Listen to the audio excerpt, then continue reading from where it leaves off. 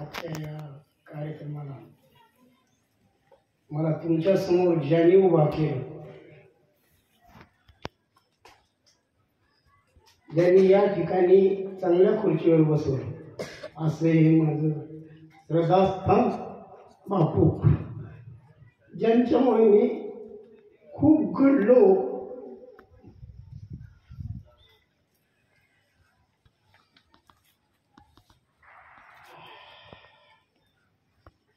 वा विद्यार्थी मित्र, आजच्या या कार्यक्रमासाठी मला उभं करणारे, मला आवर्जून पाठिंबा देणारे आणि माझ्या कुटुंबाला सावरून नेणारे, माझ्या पत्नीला नोकरी मिळवून देणारे,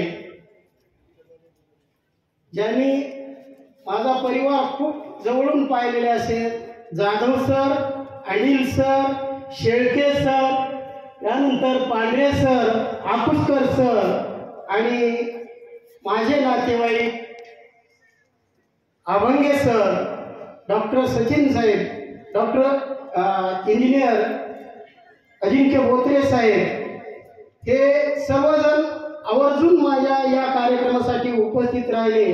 आणि खरं मला ज्यांच्यामुळं नोकरीचं खरं महत्त्व कळालं असे माझे बंधू सोमनाथ सर्वदे आणि भाऊजाई जयश्री सर्वदे.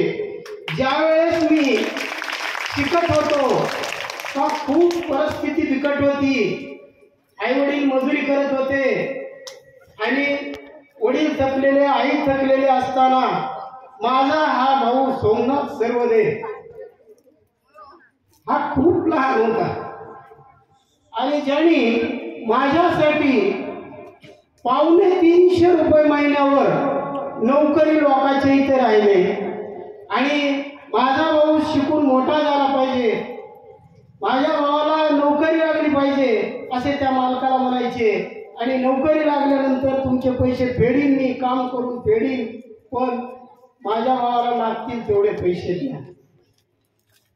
असं ज्यांच्यामुळे मी या ठिकाणी येऊन आज तुमच्या समोर उभा बोलू शकतोय आणि पदावर बसलेलो होतो, असे सर्वजण या ठिकाणी आलेत. आणि मला माझे सहकारी सर्व या शाळेतील बाहेरून आलेले प्रतिष्ठित नागरिक, त्यानंतर विद्यार्थी मित्र हो, आज पत्रकार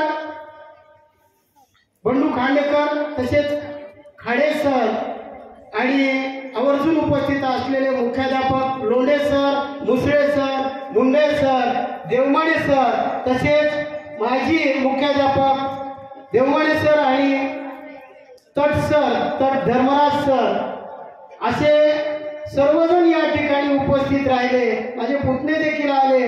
आणि हा जो बहुमान आहे या सगळ्यांसमोर जो मला दिला, याबद्दल मी सर्वांचा ऋणी आहे आणि ऋणी राहील.